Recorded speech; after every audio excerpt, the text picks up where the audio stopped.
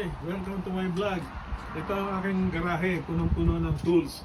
Dahil lahat ng trabaho ginagawa ko kasi. Kung anong trabaho na tatawag sa'yo, kala meron ka noon.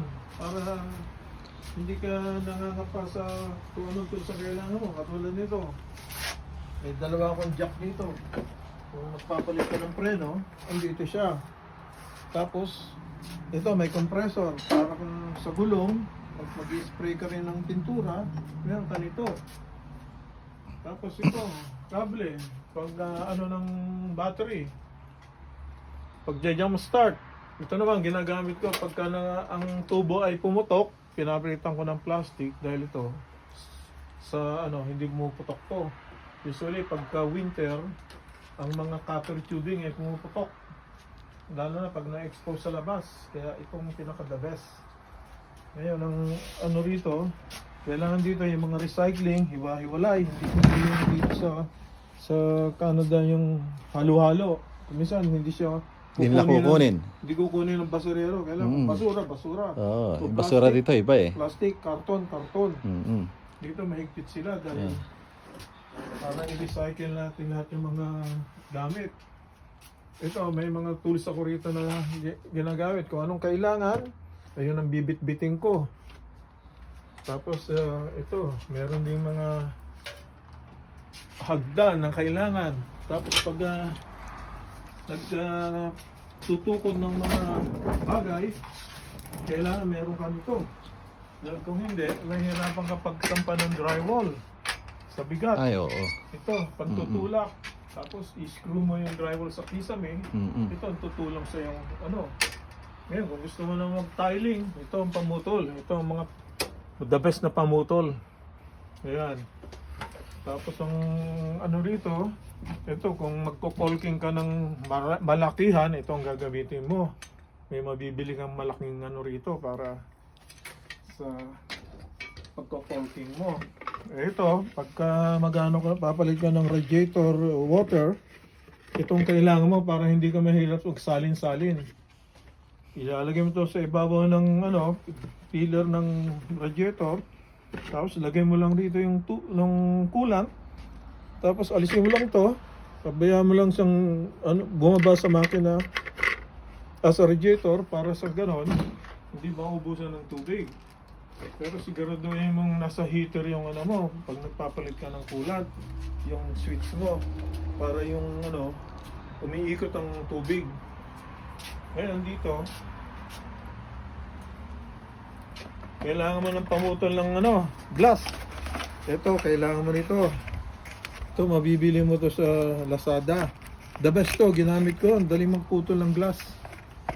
Tapos ang ano pa, kung gusto mong maghinang ng radiator, at ano siya, gumamit ka ng hinang na ginagamit sa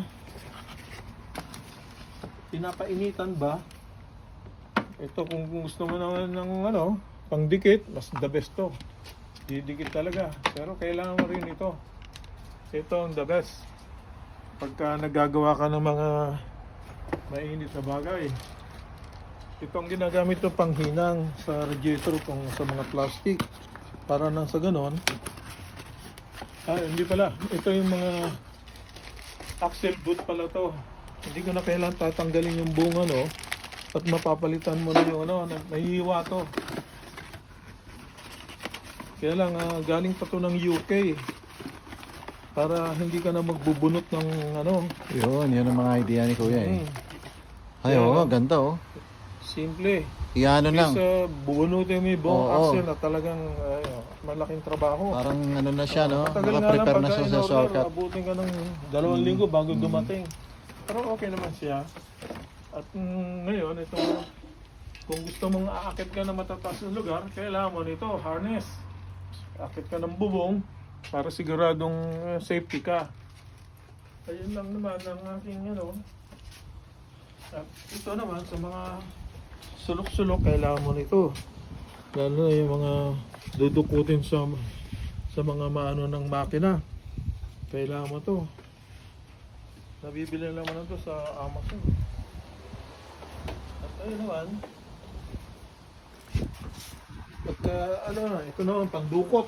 Kung saan sa hirap dukutin yung bolt, itong ginagamit ito. ko. Oo, maganda ito. Di baterya naman to. Tsaka naka-side siya. Oo, side siya. Yan ang importante. Oo, maganda siya. Tapos, ito naman, ginagamit ko kung yung damo, iboblow. Ito, Ay, oo. may Oo. kuryente Yan, ito. uso yan sa Canada eh. Pagka nagpo-fall. Ito, pag tinatamad akong umupo, ito ang pinampuputol ko ng damo. Ay, Yan. oo. Para nakatayo ka lang at na putol ka lang ng putol. Tapos ito ang mga kailangan pagka nagpipintura ka sa matataas na lugar, kailangan mo ito. Kumisan mga warehouse kasi kung dati ang pinipinturahan ko kaya ito kailangan ko ng mahahaba. Oo, extension. Kasi mga 12 foot pang 20 Extension, no? 20 feet kumisan ang taas ng mga pinipinturahan ko dati. Kaya ngayon, ayan, naipon na. Naipon na yung mga tools. Kaya ito, pag gusto namin mag-bike, ilalagay ko na sa likod ng truck to. At tatlong Oo, bike. sakay ng bike yan eh. Oo. No? Tatlong bike kaya magkasya rito. Ngayon, pag nalulungkot kami at kaya lang kami konti music. Oh, yun. Yan. Di nawawala yung music. Kasi Oo. pag may music na lilibang ka, tapos magiging... Ito, may iipitin ako mga kahoy. Ito, may nagbigay sa akin. Sa mga retired na mga handyman. Pinamimigay lang. Minsan na makakabili ka niya sa marketplace ng mga mura lang naman. Yun, ito ang pagka tinatamad akong dalhin yung crocodile jack, ito ang dinadala ko sa pagka nagpapalit ako ng gulong. Medyo hirap nga lang. Dahil sobrang yuyuko ka eh. Oo. Ito yung mga charger.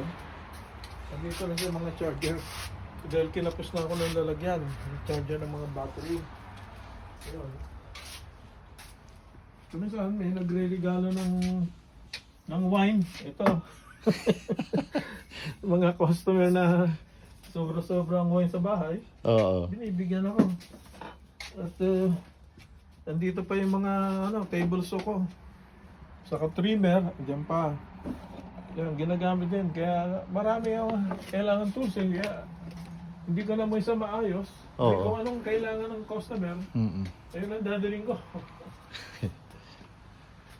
Ayun lang at I hope na nagkaroon kayo ng idea, maski na magulo to, pero kabisado ko saan kukunin to. Oo. Ito, may dalawa akong toolbox dito, punong-puno ng tools yan. Dahil kung anong repair, para hindi na ako naaabala, andito na lahat. Kompleto na siya. Medyo mag-i-invest ka rin dahil kailangan mo matapos ng trabaho.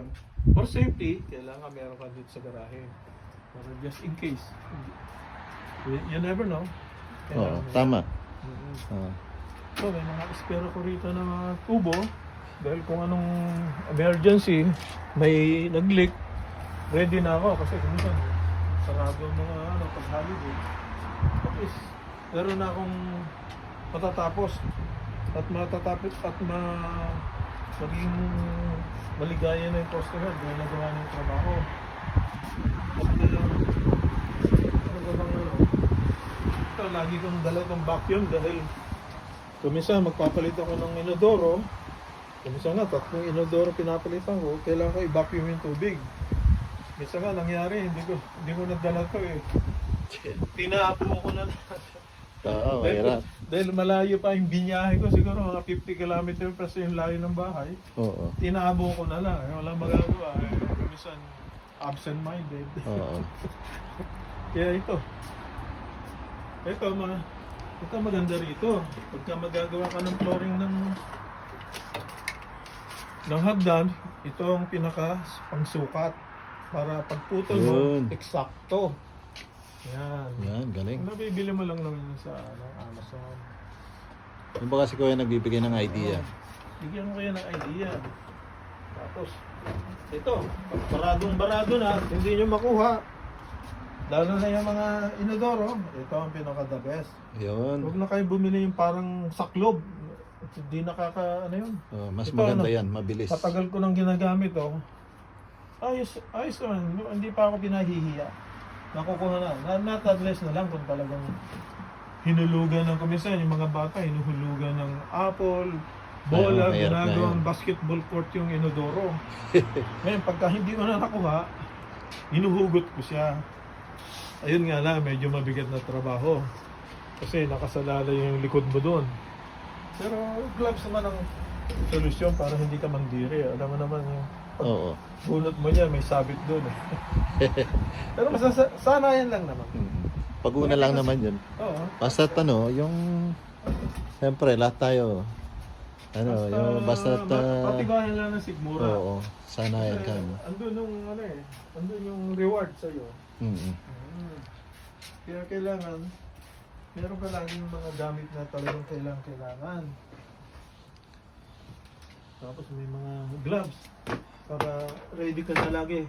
Pagdating ng malalaking trabaho, meron ka naka-ready. Ayun pa. So, ito, pang grout. Kung gusto mo mag-grout, ito lang gagamitin mo. Tapos meron ka kailangan sponge pag bago matuyo, padaanan mo nito para at least madaling hagurin. Ito lagi kailangan meron ako lagi nito. Kasi ito ang sealer ng inodoro. Oh, yun. Lagi Yun. yan ang problema rito. Kasi pag Mhm. tumigas yan, ang tubig dito na dadaan. May Oo. kasamang dumi ng tao na yan. Mm. Mapapansin mo ang panghina ng bahay Oo. mo. Tapos baka may kulay dilaw pang lumalabas. Kaya yung iba, kailangan maging aware kayo sa kisame nyo, lalo sa tapat ng inodoro. Dahil kung hindi, magmamarka yung tubig Ay, sa oo. kisame nyo Mm. na napakahirap pa naman i-repair dahil kailangan niya ng special primer pa. Tapos kailangan buong kisame pipinturahan mo. Hirap magpintura ng kisame lalo na popcorn. Kaya kung mga 10 years kaya papalitan niya na.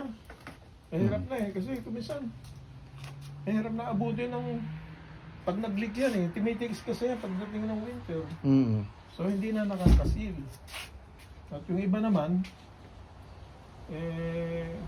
hindi alam kung anong kinabit nilang seal, basta sinalpak lang. Katulad ng isang araw, kung ano-anong kinabit nilang na rubber, hindi rin nakakasil, kaya yung dumi ng tao lumalabas na. At sinabi ko naman sa may-ari na mali yung ginabit nila nung una. Kaya, ito lang. Pagka nag-oil change naman ako, ito, lalo sa mga sa Pilipinas, kailangan nyo to para hindi na tumatapon yung at disposal nyo para hindi kung saan tinatapon yung langis para wala masisirang environment, diba? Oh, yun. Mm. So ayun lang ang aking masasabi.